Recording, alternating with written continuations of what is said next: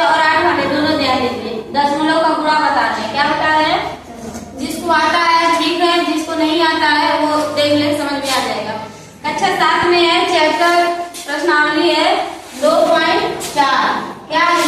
2.4। 2.4 में 8 को दशमलव का गुणा दिया है। प्रश्न नंबर 1 हम लेते हैं। अब प्रश्न नंबर 1 में पहला सवाल क्या दिया है?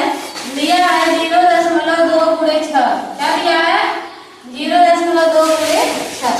अब जैसे हम लोग नॉर्मल गुणा करते हैं वैसे ही गुणा करेंगे।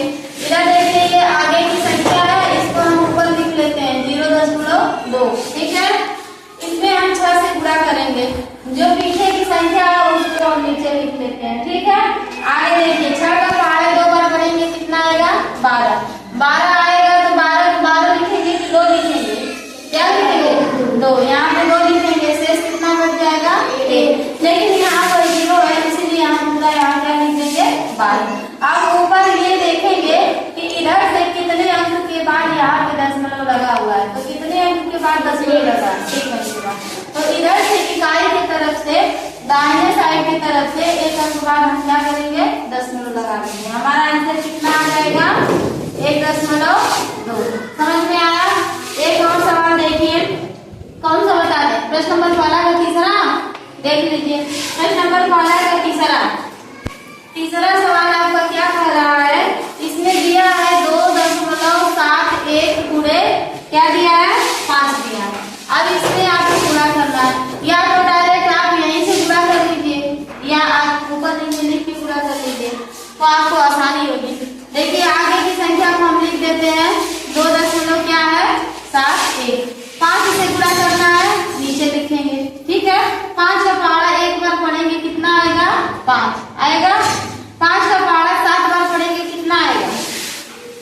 35 आएगा। 35 को क्या लिखेंगे? 5। हासिल कितना बचा? 3। 5 का पहाड़ा 2 बार पढ़ेंगे, कितना आएगा?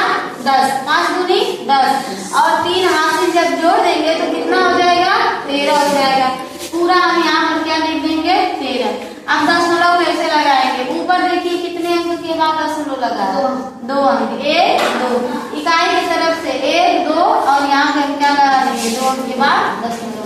हमारा आंसर आ जाएगा 13.55। क्या आ जाएगा? एक चीज ये भी ध्यान देंगे कि जब दशमलव के बाद वाली संख्या को हम पढ़ते हैं तो 55 करके नहीं पढ़ेंगे, ठीक ना? एक अंक को पढ़ेंगे।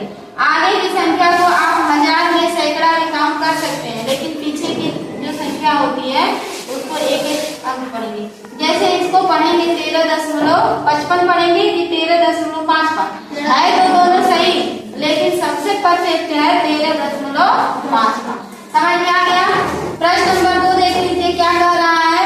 प्रश्न नंबर 2 कह रहा है एक आयत का क्षेत्रफल ज्ञात करना है। आपको आयत पता होगा, एक आयत बना लेते हैं। इसकी लंबाई ज्यादा होती है और चौड़ाई क्या होती है बच्चों?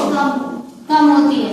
ठीक है, क्षेत्रफल का मतलब कि ये पूरा जो हिस्सा है यही आपको ज्ञात करना है। ठीक है, ये फिगर थोड़ा सही नहीं बना है, लेकिन मान लीजिए आपकी क्या है? आयत। इतना पता है कि लंबाई ज्यादा होती है और चौड़ाई क्या